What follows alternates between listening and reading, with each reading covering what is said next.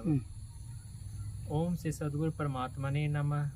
प्रातः स्मरणीय विश्व वंदनीय संत सम्राट सदगुरु कबीर साहब के पहुंचन कमलों में शाय बंदगी शाय बंदगी शाय बंदगी।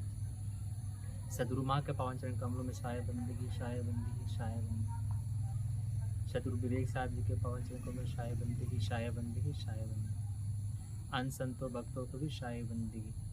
आज उपस्थित सभी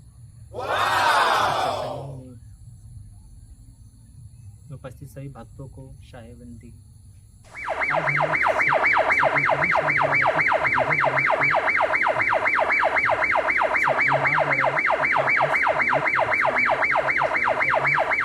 इसमें प्रथम प्रकरण रामायणी 77 का श्रवण करेंगे। अभी हम लोग 77 रामायणी 77 7 सितंबर 2025 दिन रविवार संध्या वेला।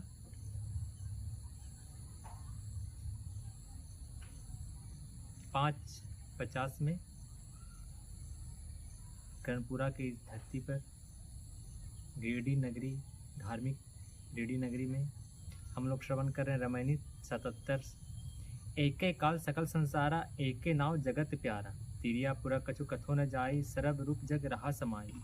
शब्दार्थ काल मृत्यु समय दुख देने वाला, नाव नाम परमात्मा, तिरिया स्त्री पुरुष। भावार्थ सदगुरु कबीर साहब के इस पद का भावार्थ करते सदगुरु माँ कहते हैं, एक माया का मोह समस्त संसार वासियों के लिए काल है और एक परमात्मा का नाम जगत जीवों का प्यारा प्रिय स्व आत्मा है। ब्रह्म सत्ता को स्त्री पुरुष कुछ नहीं कहा जा सकता, वह समस्त रूपों में और संसार में व्याप्त है। विशेष में सदगुरु माँ कहते हैं, परमात्मा समस्त जीवों का सर्वाधिक प्रिय है। उदाहरण स्वरूप यदि किसी के घर में चोर घुस आता है और वह मारने पीटने लगता है तो व्यक्ति कहता है, सभी धन ले लो पर मुझे घायल ना करो। चोर डाकू फिर भी मारने पीटने उतारू हो जाते हैं तो व्यक्ति कहता है, जितना मारना है मारो पर मेरे हाथ पैर आँख कान सुरक्षित रहने दो। हाथ पैर भी बन आने पर वह चिल्लाता है कि जो करना है करो पर मेरे प्राण को बख्श दो।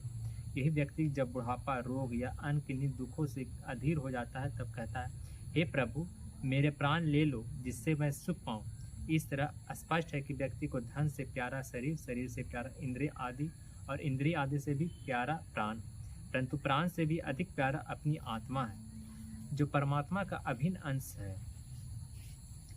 अतः कहा जा सकता है कि समस्त प्राणी अनजाने में ही सही पर सर्वाधिक प्रेम परमात्मा से करता है। इसी को यदि जानकर विवेक पूर्वक किया जाए तो मोक्ष का द्वार खुल जाता है। रूप अरूप जाय नहीं बोली, हल्कु न गरवा जाय न तोली। भूख न त्रिखा धूप न छाई, दुख सुख रहित रहे तेहि माई। शब्दार्थ हलुक हल्का, गरवा भारी, धूप गर्मी, जन्म छाई सर्दी मृत्यु। भावार्थ सदगुरु कबीर साहब के इस पद का भावार्थ करते सदगुरु माँ कहते हैं, उसे रूपवान या रूप रहित भी नहीं कहा जा सकता क्योंकि वह रूप अरूप हर में समाहित होते हुए भी इन सभी से परे है। वह न हल्का न भारी है, उसे तौला नहीं जा सकता क्योंकि वजन तौल असीम का संभव है, असीम का नहीं। उसमें भूख प्यास नहीं और न गर्मी सर्दी, जन्म मृत्यु है। दुख सुख से रहित परम अनंत स्वरूप उस सत्ता में ज्ञानी जन स्थित होकर रहते हैं। साखी अपरम रूप बहुरंगी, आगे रूप निरूपणी भाई। बहुत ध्यान के खोज या नहीं ते संख्या आई। शब्दार्थ अपरम जिसे पार न किया जा सके, अपार असीम अनंत आगे परे, रूप आकार निरूपित निरूपणी रूप रहित निराकार। भावार्थ सदगुरु कबीर साहब के इस साखी का भावार्थ करते सदगुरु माँ कहते हैं, वह अपार असीम अनंत सत्ता है और समस्त रूप रंगों में व्यापक है, परंतु उसका वास्तविक स्वरूप आकार निराकार से परे है। बहुत ध्यान करके खोजने पर भी उसकी गणना सीमा नहीं मिलती। विशेष 75वें रामायणी में कहा गया है कि तेहि साहब के लागो साता, दुई दुख के हो सनाथा। सदगुरु माँ इस साखी का विशेष में कहते हैं, उसी रामायणी में आगे कहा गया कि विभिन्न अवतार सच्चा साहब नहीं है जिसमें स्थित होकर आवागमन से रहित हुआ जा सके।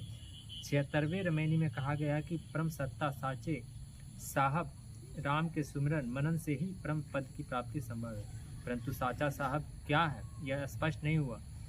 77वें रामायणी में उसी परम सत्ता के स्वरूप का वर्णन हुआ। ध्यान दे और सत स्थित हो। रामायणी 78। मानो जन्म चुके अपराधी यही तन केर बहुत है साजी, तात जननी कहे पुत्र हमारा स्वार्थ जाने किन प्रतिपाला।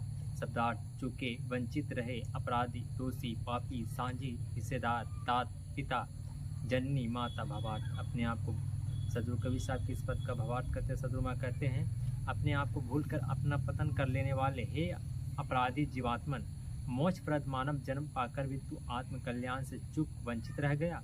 जिस शरीर की आसक्ति वश तुम आत्मोद्धार से वंचित रहते हो, इस शरीर के बहुत हिस्सेदार है। माता पिता तुम्हारे शरीर को अपना पुत्र कहते हैं और उन्होंने स्वार्थ साधक जानकर तुम्हारे शरीर का प्रतिपालन किया है। कामनी कहे मोह पियो आही, बागनी रूप रासन चाही, सुतहि कलत रहे लो आई, जमकी नाई रहे मुखबाई। शब्दार्थ कामनी कामुकी रखैल जान जारे, पियु प्रिय प्यारा, सुतहु पुत्र भी, कलत ब्याहती स्त्री, नाई तरह मुखबाई मुँह फैलाया। भवार्थ सदगुरु कवि साहब के इस पद का भवार्थ करते सदगुरु माँ कहते हैं जारिन स्त्री कहती है कि तुम मेरे प्यारे हो, परंतु बागनी का रूप धारण कर तुम्हें खाना चाहती है। तुम्हारी ब्याहती स्त्री और पुत्र भी तुमसे प्रेम लगाए हैं, परंतु तुमसे सुख पाने के लिए यमराज की तरह मुख फैलाए रहते हैं। काग गीत दो मरण बिचारे, सीकर श्वान दो पंथ निहारे, अग्नि कहे मैं ईतन जारो, पानी कहे मैं जरत उबारो। शब्दार्थ सीकर कड़िहार भेड़िया के सदृश एक मुर्दाखोर जानवर।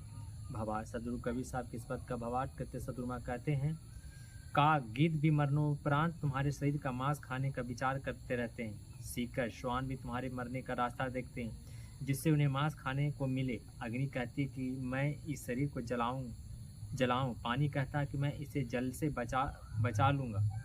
विशेष में सदगुरु माँ कहते हैं किसी भी हालत में शरीर को नहीं बचाया जा सकता। यदि जल संसर्ग से शरीर जलने से बच भी गया तो जल तंतु इसे खा लेंगे या सड़ पच जाएगा।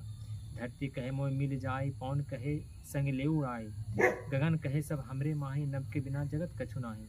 भवार्थ सदगुरु कवि साहब के इस पद का भवार्थ करते सदगुरु माँ कहते हैं धरती कहती है कि यह तन मुझ में गड़ मिल जाए।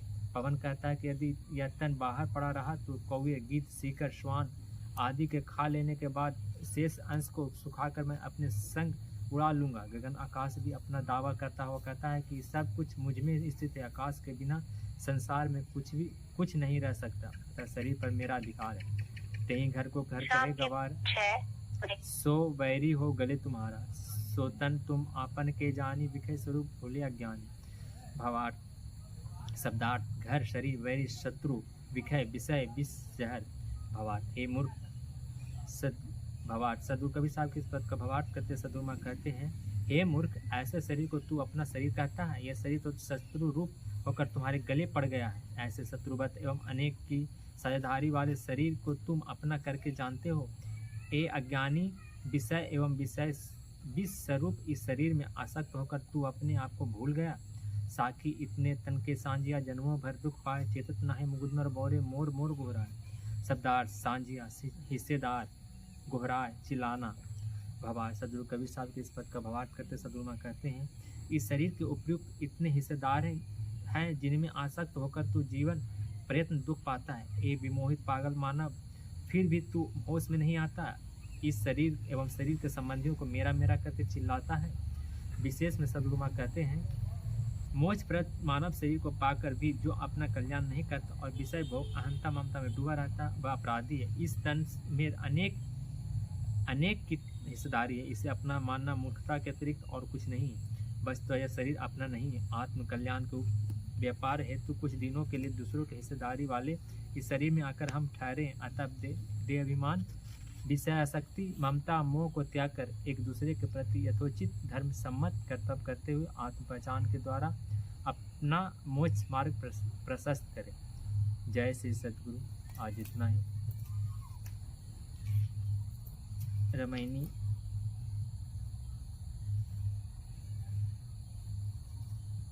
77 से लेकर रामायणी 78 तक का श्रवण की। आज इतना ही। शायबंदी शायबंदी।